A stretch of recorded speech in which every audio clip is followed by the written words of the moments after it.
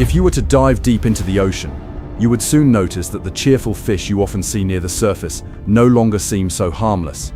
Their teeth become sharper and longer, their fins change shape and turn into limbs, and they begin to devour things they were never meant to eat. They've decided that if they can't hide in the darkness, they'll become the darkness itself. This is the Pacific Black Dragon. This dragonfish has skin so dark that it absorbs 99.95% of all light that touches it. Its skin is made up of tightly packed melanosomes, tiny organelles filled with melanin pigment arranged in a microscopic structure that traps and scatters incoming light so efficiently that almost nothing reflects back. Why would a fish need to be this dark? Because down here, many creatures produce their own light through bioluminescence. They use it to hunt, to communicate, to attract mates. But if you're a Pacific Black Dragon, you're essentially invisible, even when other fish are shining their biological flashlights directly at you. So, what could exist deeper than this? If you choose to go down even farther into the Midnight Zone, you will see that the fish here can no longer use any bit of light from the upper ocean. They must either create their own glow or live in complete darkness. Even though it's known as one of the ocean's most terrifying creatures, it's actually harmless to people. The biggest ones only grow to about a foot or two in length, and even if one managed to reach you, its eerie teeth are so thin and fragile that they would barely cause harm.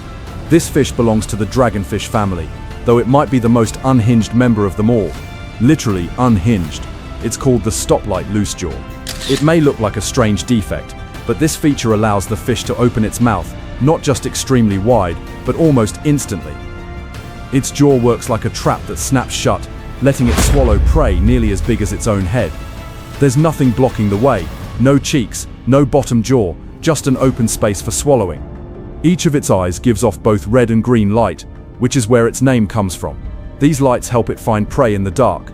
Most deep-sea fish can't see red light, so this one can spot its target while staying completely unseen.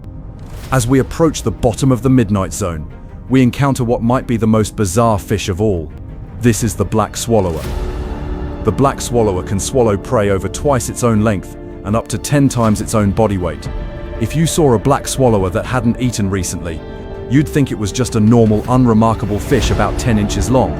But when it finds a meal, everything changes. Its stomach expands to absolutely ridiculous proportions, stretching its body into a distended sack that looks more like a tumor than a fish. The prey is often so large that you can see its outline through the swallower's stretched skin.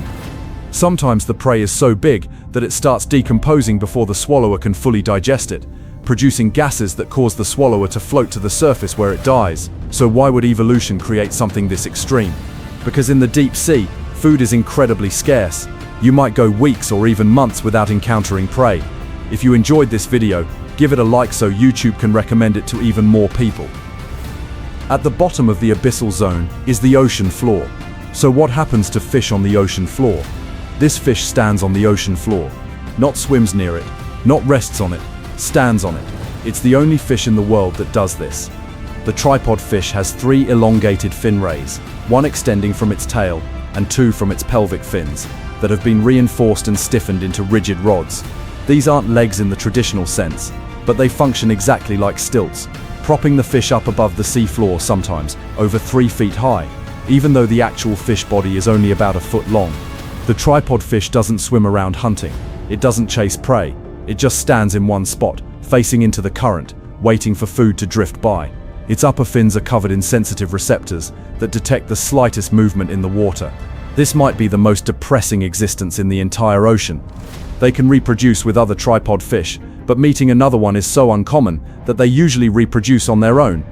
Their eggs rise toward the surface, and when the young hatch and mature, they slowly sink back down to the depths, where they live on their long fins like stilts, standing alone until the end of their lives.